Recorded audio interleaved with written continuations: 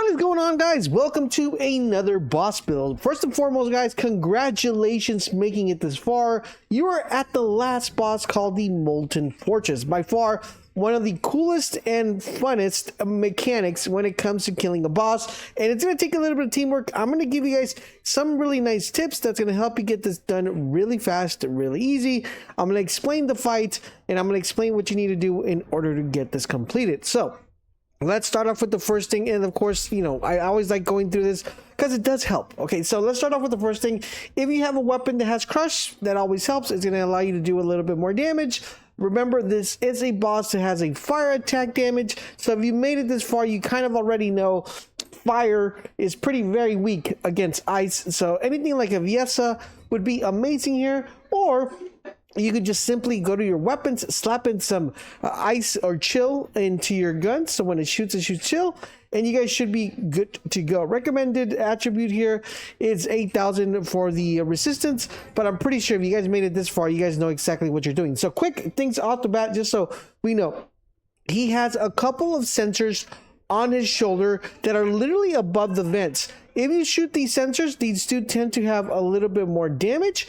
You'll be able to put a little bit more damage. One of his weakest points is actually his lower jaw, and if you shoot his lower jaw, you'll be doing a little bit more damage. But apart from that, everything else is pretty solid. Now his vents are destructible, and you can literally latch onto them. So you want to make sure whenever they turn yellow, you latch onto them, and you take them off if you possibly can. So how does this boss actually work? This boss is actually pretty interesting and very fun. I call him the turtle, and basically the mechanic of this boss is the following. So when you start out the match, you're going to want to do as much DPS as you possibly can. He'll start shooting rockets at you and fireballs, so you basically just want to dodge the fire and stay alive as much as you possibly can. When his mechanic gets really interesting is when he goes to in his immune phase, and this is where people are struggling because communication is definitely key when it comes to fighting this boss. When he goes to his immune phase, he will go into the middle of the circle, into the middle of the map.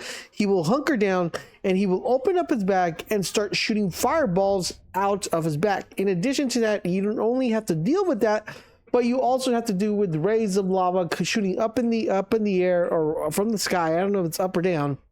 There are going to be pools of lava that are going to go up, and you'll see like little circles forming around you underneath your feet. So you want to make sure you watch out for that. So here's where things get really interesting.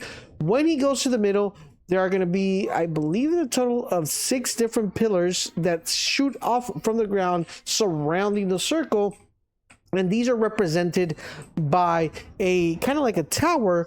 And if you look at the tower straight on, you're going to notice it has like some sort of like battery cell. Okay, so this changes in different colors. It goes from blue, and it also starts filling the bar in red as the bar is filling. And I'm going to explain what all that means. So when it's completely blue, that means the tower has completely just came out of the ground, or it has reset it.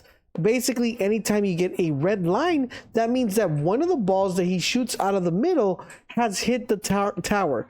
The more balls that hit the tower, the likelihood you have that are getting completely red and resetting the tower. Why is this important? Because we need to connect these towers. So right in the middle of the towers, there is going to be a little arrow that you're going to have to put and send it to the direction of the next tower. So basically, you could make sure all of them go left, or you can make sure all of them go right. So it's going to be extremely important that you and your team, or whoever you're playing with, coordinates so all of them line up. So basically how this works is when you shoot the middle circle above the little lines that are forming, that's going to change the direction of the arrow. Your main objective here is to get all the arrows to line up on the same direction. So when they do line up, you will see that a nice little laser beam or nice little lightning beam gets formed to the next tower. Now, the problem is with the balls that he's shooting off his back, if these balls are hitting the tower and they hit the tower, the more balls that hit the tower, the more red bars you're going to be getting. If the tower gets hit completely with a bunch of these, fireballs, then the tower will reset and the arrow will change directions, removing the connection of that tower. So the main objective here is you want to make sure you get all the towers lined up on the same direction, facing where the arrow's facing the same way, so the tower is linking up with another tower and another tower and another tower, to be able to re-engage him to do more DPS. So basically what you guys are trying to do here is you're trying to not only prevent the fireballs from hitting the towers, but you're also trying to line up the towers. One helpful tip I want to give you guys, and I'm going to show you guys a nice little footage here, is you have a Glay on your team. If she has the ability of being able to spam the rockets, she can literally just spam the rockets into the middle section, kind of preventing the balls from actually even hitting the towers, because the splash damage will be causing and will be destroying the balls as they're coming out. So this is a very helpful tip I want to give you. Also, if you are on tower duty and you're on lining up the towers, make sure that you're constantly checking, because what tends to happen if you're playing with randoms, some of them will make the towers arrow face a different way, and you're maybe putting it to the left, they're putting it to the right. So you want to make sure that you're constantly checking that everybody's kind of in the same wavelength, that they're moving the towers on the same direction. Basically, your main objective is try to do this in one phase if you possibly can, but if you can't, once you get the hang of it, you should be good to go. So quick recap, guys. DPS him, make sure he goes down. When he goes into the middle, everybody gets a tower. One person could be like in charge of shooting the balls. Two people could be in charge of the balls.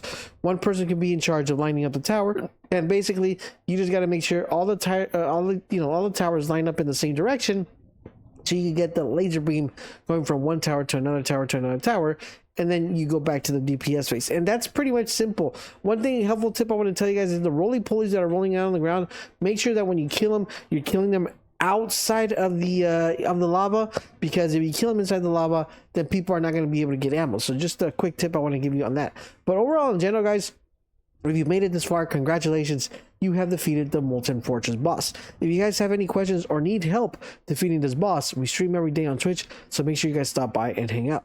Thank you guys for watching, and I'll catch you guys on the next one.